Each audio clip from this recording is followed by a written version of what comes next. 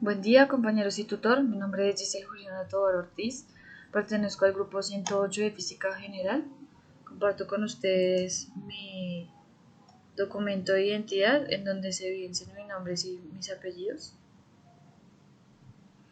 El día de hoy estaré compartiendo con ustedes el ejercicio número 1 de la unidad 1 del curso, respondiendo a las siguientes preguntas. Si se aumenta el ángulo, ¿el proyectil llega más cerca o más lejos? Entonces, pues en este caso dependría. Por ejemplo, si aumentamos partiendo de un ángulo menor a 45, es decir, tomamos un ángulo de 25 a una rapidez de 15 metros por segundo, nuestro proyectil llegaría a una distancia de 117,57. Si la aumentamos a 37 y tiramos nuestro proyectil, nos da a una distancia de 22,025 metros en la horizontal. Esto quiere decir que si lo aumentamos hasta 45 grados, que es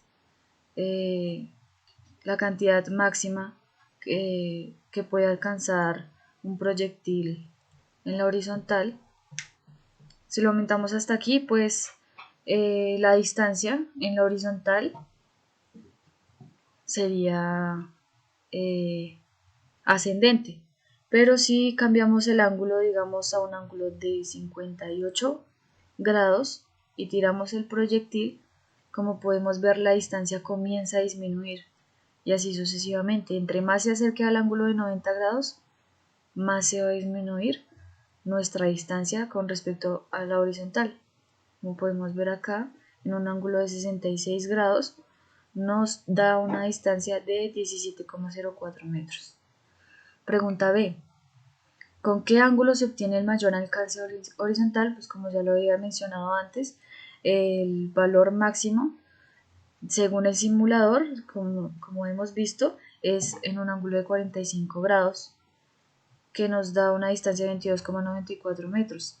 La fórmula para hallar la distancia máxima en X es velocidad inicial al cuadrado por seno de 2 por el ángulo sobre la gravedad, que en este caso nuestra gravedad es de 9,81 metros por segundo al cuadrado.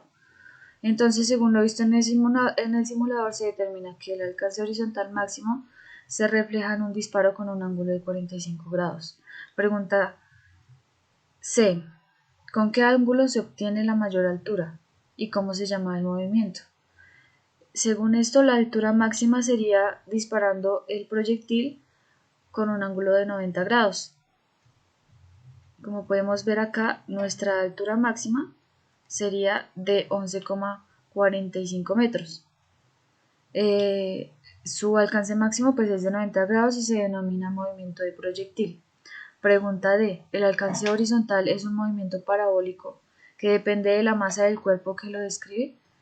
Pues bueno, como hemos visto aquí, si digamos yo cambio la masa, en este momento la tenemos de 17,60 kilogramos, si la cambio a 11,70 kilogramos y vuelvo a tirar el proyectil en un ángulo de 45 grados,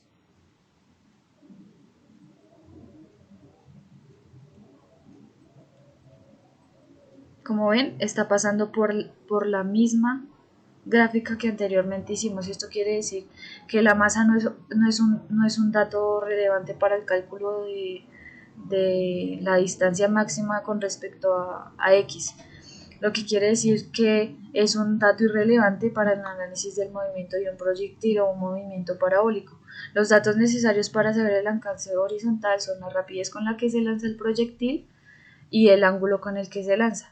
De estas dos variables sí depende el alcance máximo de la horizontal.